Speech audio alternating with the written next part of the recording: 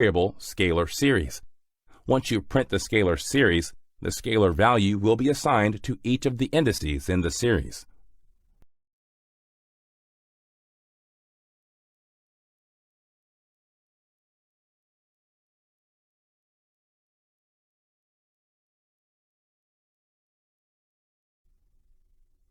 Let's learn how to access data elements in a series. The first syntax shows you how you can pass the data element position, which in this case is 0, and it returns the GDP per capita data value. The second syntax, dict country GDP 0:5, displays the first 5 elements along with their indices. Note that the moment you pass a range of positions, in this case 0:5, you are slicing the dataset, and the entire range from 0 to 5 is therefore displayed. To access data by lookup method, loc, pass the country name in the argument, and it will return GDP per capita for the country. This method is used to access elements through index values. One can also access data elements by looking up the index position by applying the iloc method. Here, when 0 is passed in the syntax dict country iloc 0, the output displays the first value for GDP per capita. Vectorized operations show you how you can add 2 or more series. The vector operations are essentially performed by the index positions of data elements. The first example shows how the 2 series, first vector series and second vector series, are added, and this is done at index level. Let's shuffle indices and see what happens. For the second vector series, we change the values of indices A, D, B, and C. Thus, when we add the 2 vector series, we get a different output, as the data element is bound to the index position. This is another good example to demonstrate adding 2 series with a few common and few different indices. This is a continuation of what you learned in the previous screen.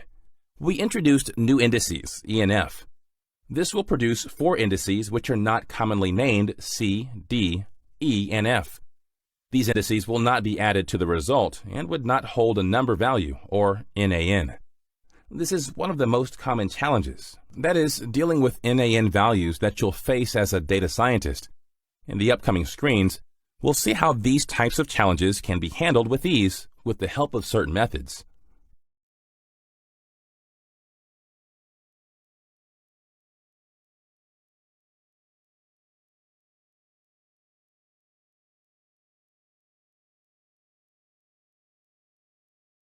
Data frame is another core feature of the Pandas data structure. Data frame is a 2-dimensional labeled data structure with columns of potentially different data types. A data frame looks like a spreadsheet with a row-columnar structure or a SQL data table with rows and columns. There can be several inputs to the data frame, and we'll go through them in detail. Let's have a quick overview of the data inputs. ND array. An ND array can be used as an input to creating Pandas data frame. The use of ND array is recommended wherever the dataset is number-centric and when instances require complex numerical computing. Dict. A Pandas data frame can also be created using dictionary. It's very efficient when it comes to indexing or reindexing a dataset for data wrangling purposes. List. This is another Python data structure which can act as an input to create Pandas series. List can hold a range of values of multiple data types. So if a dataset appears as a list, please use list as input to create the series. Series. A series can also be an input to a data frame. Data frame. You can also create a data frame from a data frame by passing it as an object. Let's take a look at how we can create a data frame from lists. In this example, we create a data set related to Summer Olympics. First, import the Pandas library.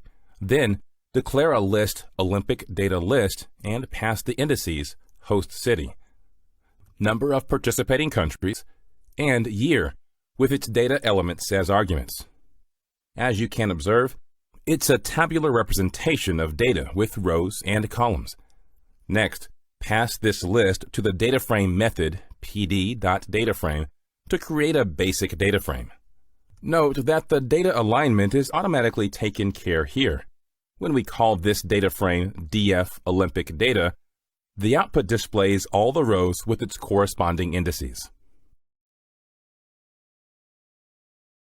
Let's see how we can create a data frame from a dictionary. This example is a continuation from the previous screen. Here, two dicts have been passed with the country name as a column and year as a row in the variable Olympic Data dict. Then we pass the entire dict to the data frame method.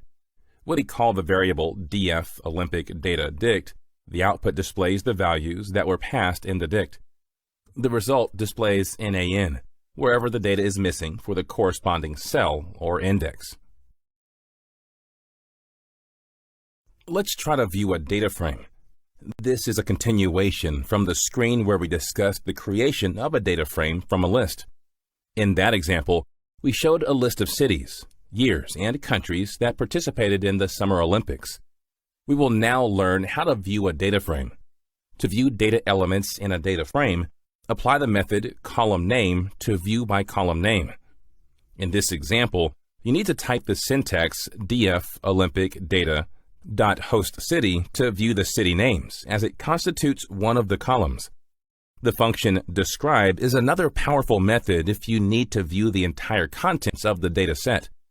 Here, when you type df Olympic Data.describe, the entire content of the given data frame is displayed as output. Let's learn how to create data frame from a dict of series. Let's create two series first. The first series, Olympic Series Participation, is for the number of countries participating for the given year. The second series, Olympic Series Country, is for the cities which held the Olympics that year. Now, create a data frame, df Olympic Series, and pass both the series as dicts in it. You can also assign column names in the data frame and manipulate the dataset as shown in this example. Let's now look at how to create a data frame with ND arrays. First, import the NumPy library. Create an ND array of Olympic years from the previously shown example and pass it to the data frame as an object. You can also create a data frame using an array. Using the same dataset of the Olympic Games, you can create an ND array of all the years. Then create a dict of this array. Pass this dict to a new data frame, df ND array, as an object. As you can see, this creates a new data frame listing all the years. You can also create a data frame from a data frame by passing it as an object.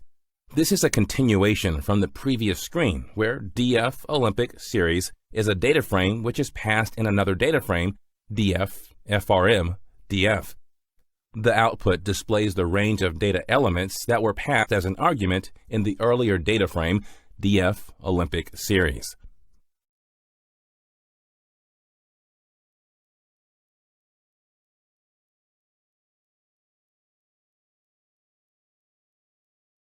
In this demonstration, you'll see how to view and select elements in a data frame.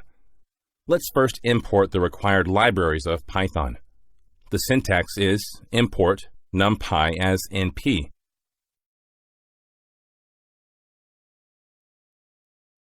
Import Pandas as PD.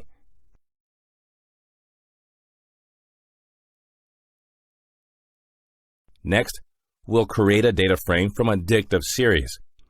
The first series, Olympic Series Participation, is for the number of countries that participated in the Olympics for the given year.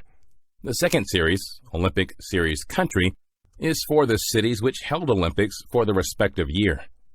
Create a data frame and pass both the series as dicts in it. You can also assign column names in the data frame. To display the contents, type the name of the data frame. The output will display the elements in the form of rows and columns. Now that we have created a data frame, we'll see how to view its data values. The describe method helps view the elements in a data frame. Type df Olympic Data.describe